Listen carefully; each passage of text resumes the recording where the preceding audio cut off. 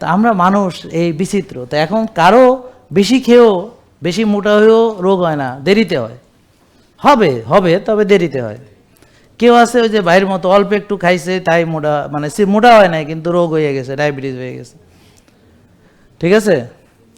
এখন এই কারণে পরীক্ষা করার দরকার। যেমন কোষে যে আপনার ওভারলোড, এখন যদি আমি টেস্ট করাই তাহলে বোঝা যাবে যে কার হোমায়ের বেশি।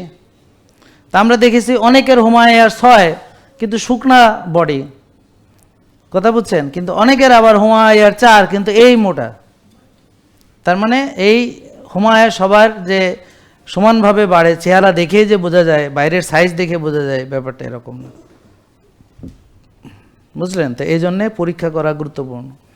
তো এখন কোষের ওভারলোড যেটা আমরা এতক্ষণ বুঝলাম কিভাবে হয়, এক হলো খাওয়া দাওয়া করেছি কিন্তু ব্যায়াম করিনি, কায়িক শ্রম করিনি, তারপরে অনেক টেনশন করেছি, রাত জেগেছি, আর খুব ব্যস্ত থেকেছি, অস্থির থেকেছি, নিজেকে সময় দেইনি, আর এই যে একটু ভাবার সময় যে কি করিলে কি হয় এটা ভাবিনি, কখনো ভাবিনি, এবং নিজের প্রতি কোনো যত্ন নেইনি। যেমন উনি টেনশন করে বাচ্চা কাচ্চা, ফ্যামিলি, সংসার, ভাই বোন, আত্মীয় স্বজন, সবার টেনশন এর মাথার মধ্যে।